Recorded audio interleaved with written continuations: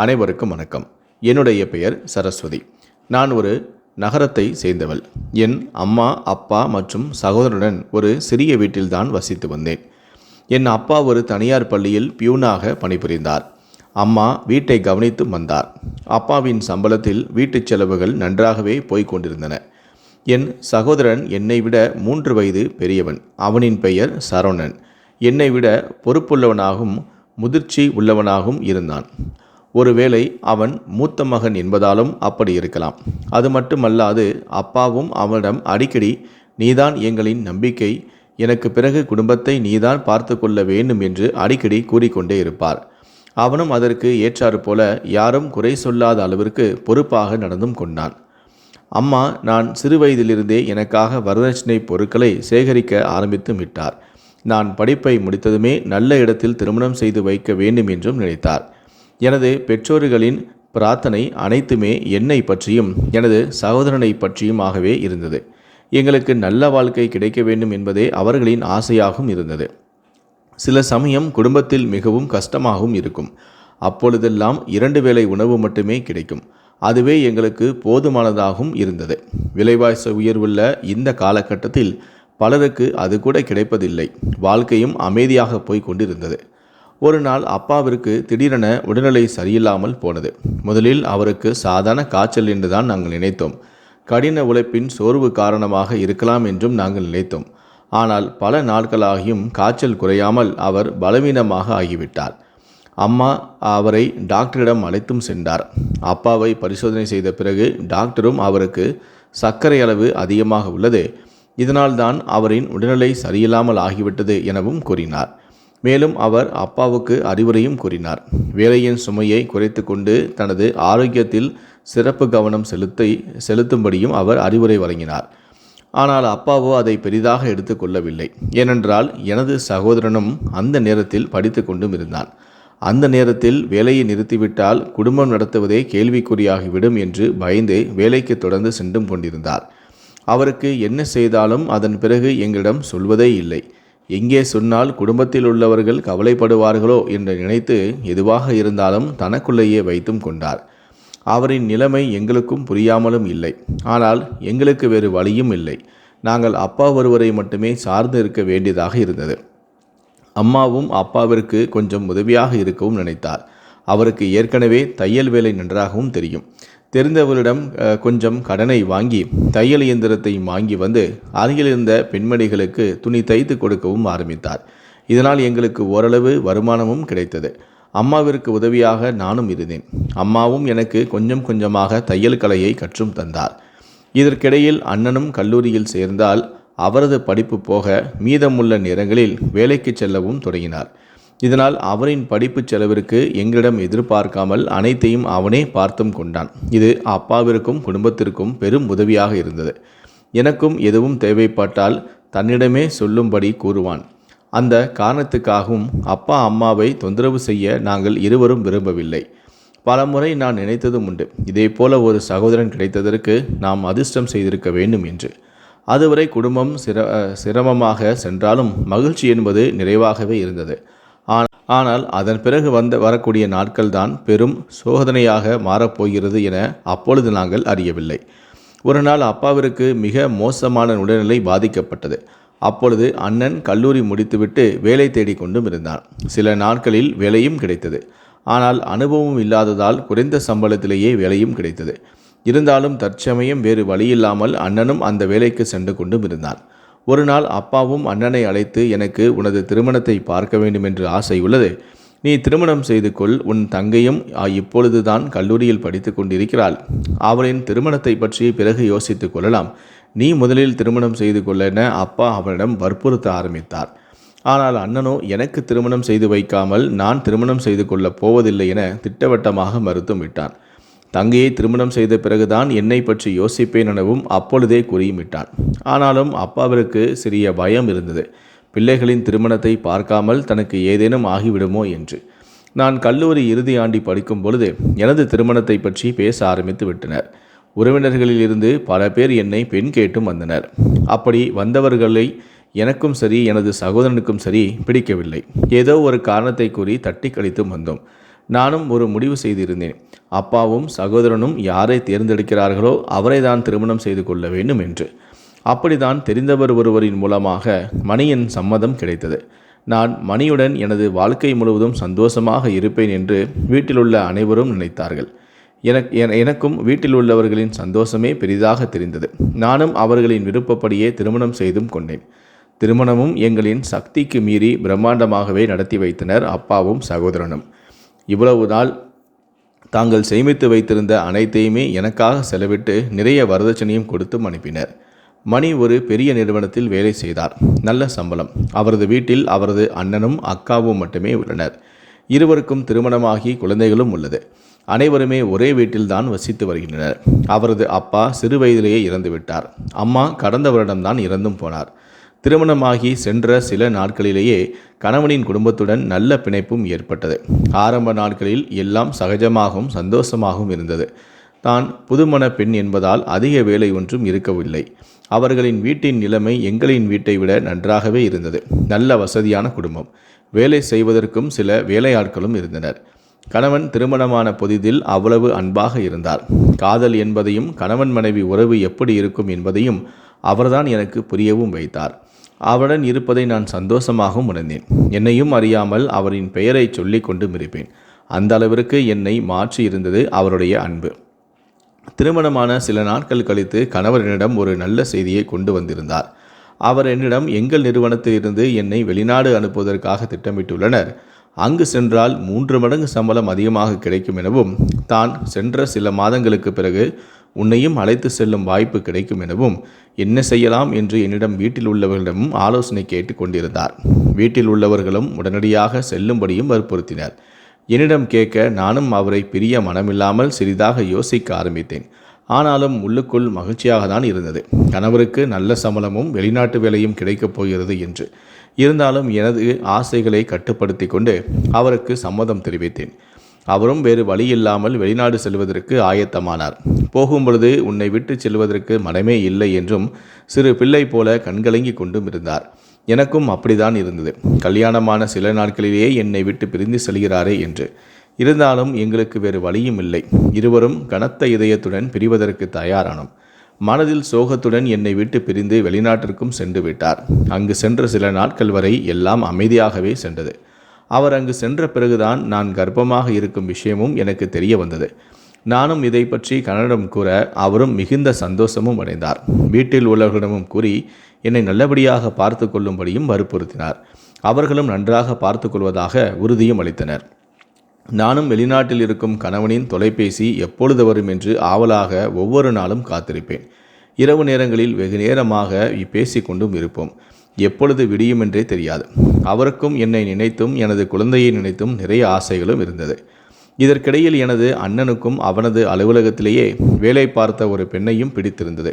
இதை பற்றி அப்பா அம்மாவிடம் கூற அவர்களும் சந்தோஷமாக சம்மதித்தனர். அடுத்த சில நாட்களிலேயே திருமணமும் செய்து வைத்தனர். நானும் அம்மாவின் வீட்டிற்கு சென்று சில நாட்கள் வரை தங்கியும் இருந்தேன். அந்த திருமணத்தில் நிறைய வேலைகள் இருந்ததால் அனைத்து வேலைகளையுமே எனது அப்பா தான் முன்னின்று கவனித்தும் கொண்டார். இரவு பகலாக கண் விழித்திருந்ததால் அவரின் உடல்நிலையும் மிகவும் மோசமாகி கொண்டும் இருந்தது. திருமணம் முடிந்த சில நாட்களிலேயே உடல்நிலை மிக தீவிரமாக மோசமடைந்து மருத்துவமனையிலும் சேர்க்கப்பட்டார். ஆனால் அவரை காப்பாற்ற முடியவில்லை. அப்பா எங்களை விட்டு நிரந்தரமாக பிரிந்து சென்று விட்டார். அவரின் இழப்பை எங்களால் தாங்க முடியவில்லை. அவரை நினைத்து பல நாட்கள் வரை அழுது கொண்டு இருந்தோம். பிறகு சில நாட்கள் கழித்து மெல்ல மெல்ல சகஜ நிலைக்கும் திரும்பினோம். ஆனால் அப்பாவை என்றுமே மறக்க முடியாது என்பதுதான் உண்மை. பிறகு நானும் புகுந்த வீட்டிற்கு வந்து விட்டேன். அப்பொழுது நான் 5 மாத கர்ப்பமாக இருந்தேன். வீட்டுக்கு வந்ததுமே சில நாட்கள் வரை அனைத்தும் நன்றாகவே இருந்தது.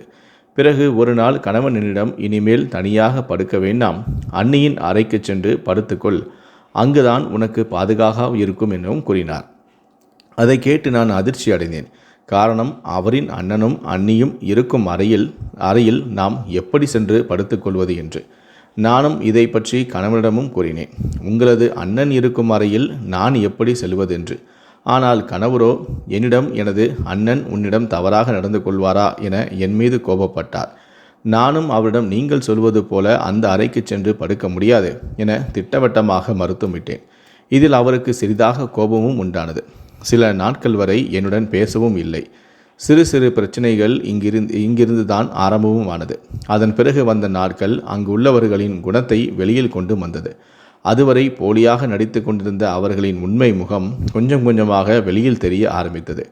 என்னுடன் அவர்களின் நடவடிக்கை மிக மோசமாக இருந்தது. எதற்கெடுத்தாலும் கோபப்படுவதும் என்னை குறை சொல்வதுமாக இருந்தனர். நானும் எல்லாம் சரியாகிவிடும் என்றுதான் நினைத்தேன். ஆனால் எதுவுமே சரியாகவில்லை.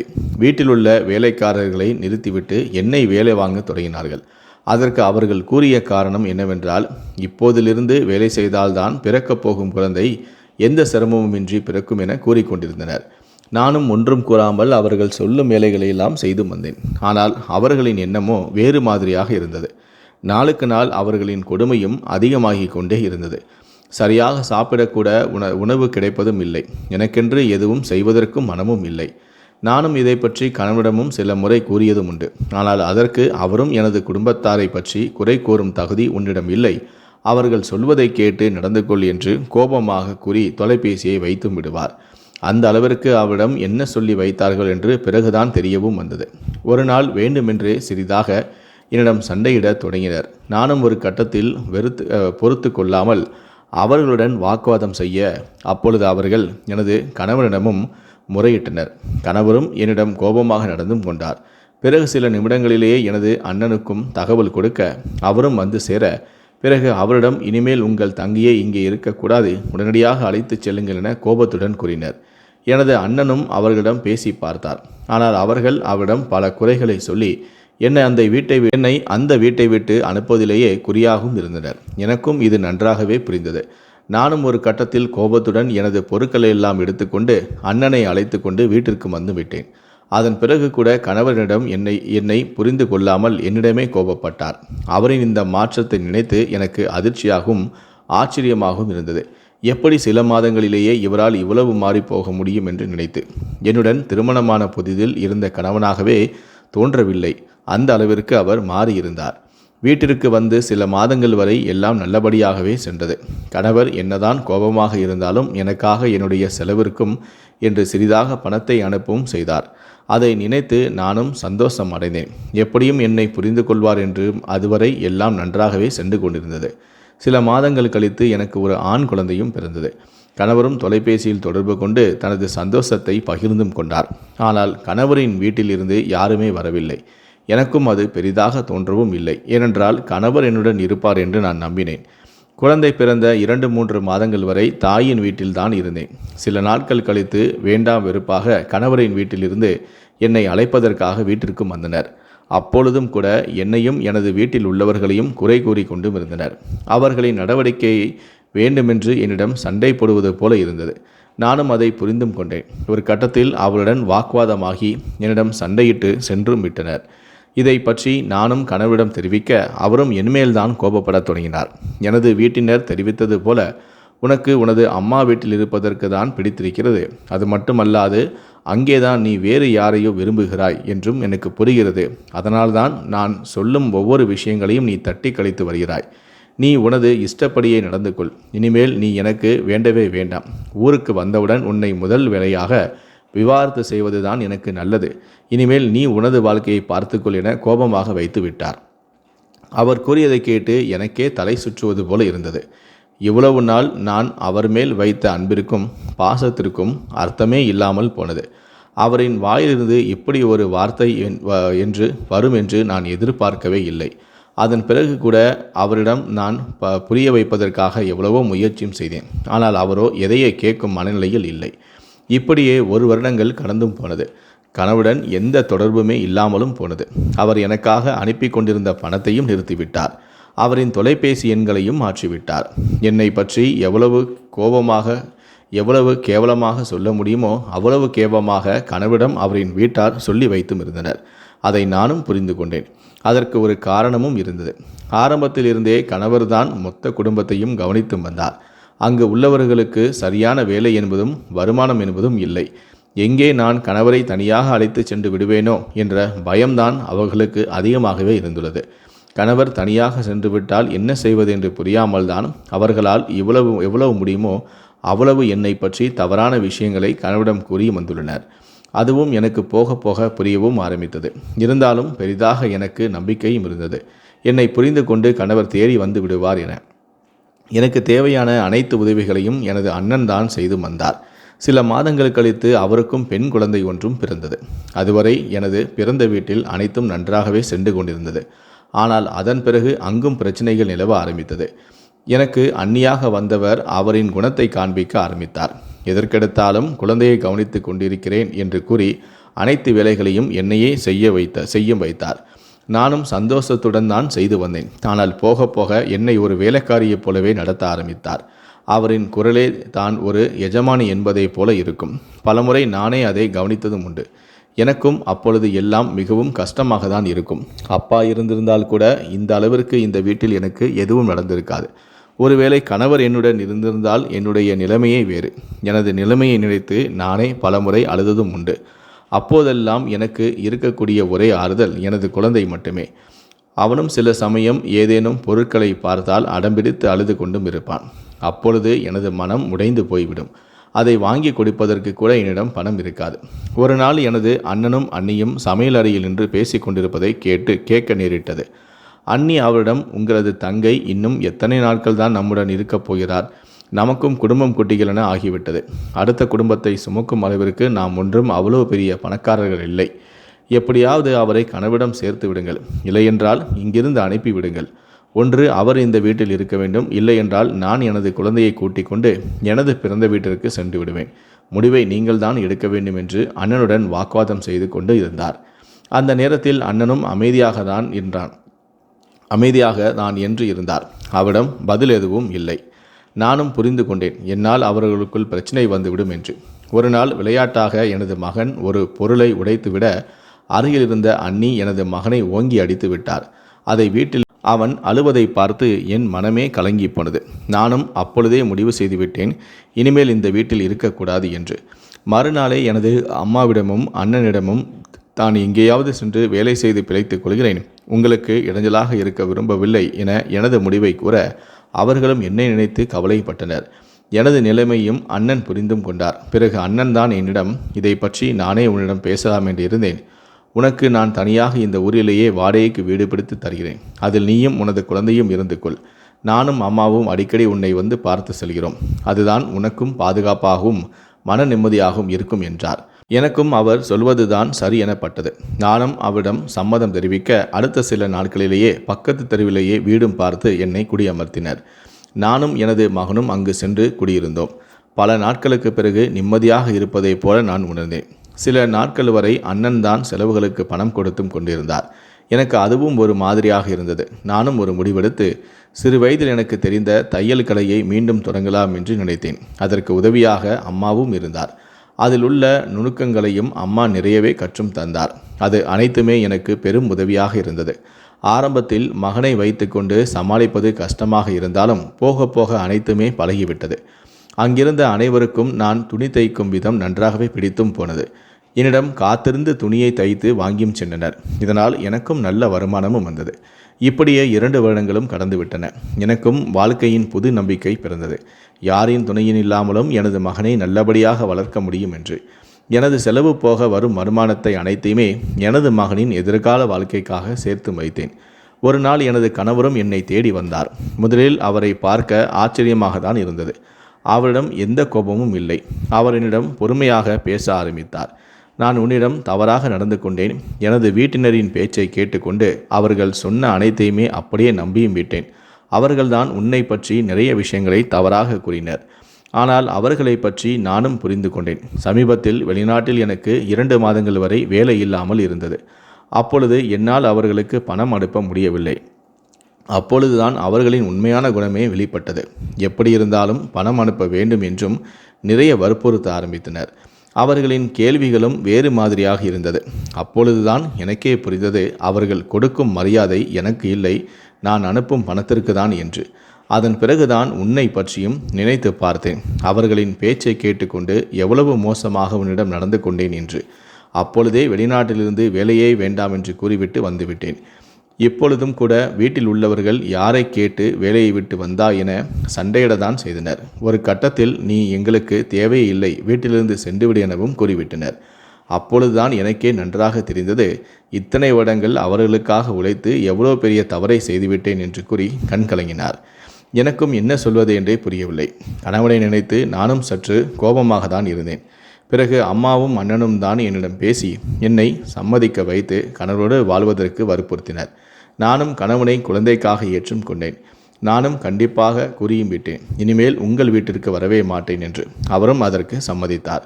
பிறகு எங்களுக்குள்ளும் கோபம் குறைந்து மீண்டும் ஒரு இனிமையான வாழ்க்கையை தொடங்கினோம்.